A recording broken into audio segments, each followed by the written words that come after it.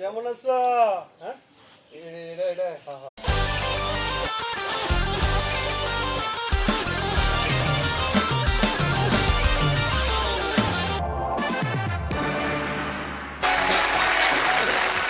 বিসমিল্লাহির রহমানির রহিম। এই মুহূর্তে যেখানে এখানে বা সেখানে, বাড়িতে বা দোকানে, ঘরে বা উঠানে বসে বা দাঁড়িয়ে নিজেকে হারিয়ে, সবাইকে ছাড়িয়ে, অস্তিত্বকে নাড়িয়ে, বিবেককে তাড়িয়ে আমাদের অনুষ্ঠান দেখছেন, সবাইকে জানাই সাদর সম্ভাষণ।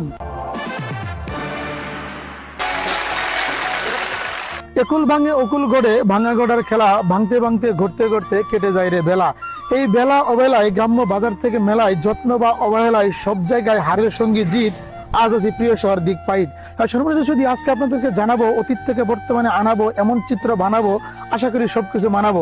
তাই সম্পূর্ণ সময় জুড়ে আমাদের সাথেই থাকবেন।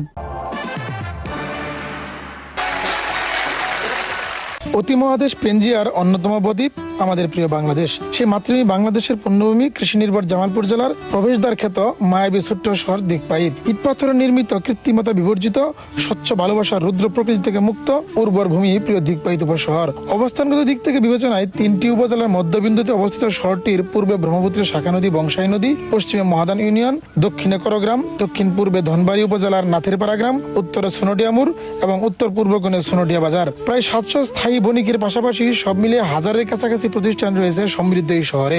দক্ষিণ জামালপুরের ছোট্ট অথচ সমৃদ্ধ এই শহরটির নামকরণের ইতিহাসও খুবই সমৃদ্ধ। এই স্থানের নামকরণে নানা জনে, নানা মনে, নানা ক্ষণে নানা কথা প্রচলিত থাকলেও সবচেয়ে সামঞ্জস্যপূর্ণ তথ্য সন্ধানে বিভিন্ন পুস্তক, অভিজ্ঞ ব্যক্তি, ঐতিহাসিক ঘটনা নিয়ে যায় এখন থেকে প্রায় কয়েকশো বছর আগে। ইতিহাস সাক্ষী দেয় তৎকালীন সময়ে রাজা হেমচন্দ্রের অধীনে থাকা এই এলাকাটি জমিদার ধরণীকান্ত ও অবনীকান্ত সহ অনেক হিন্দু ব্রাহ্মণদের বসবাস ছিল।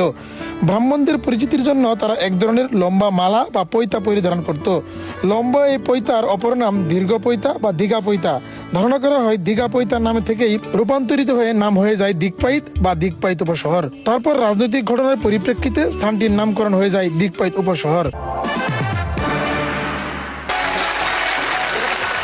গাছের শাখায় পাখি ডাকে, ভোরে সূর্য উকি, বিকেল হলেই দিক পাইতে ঘুরছে খোকাখুকি।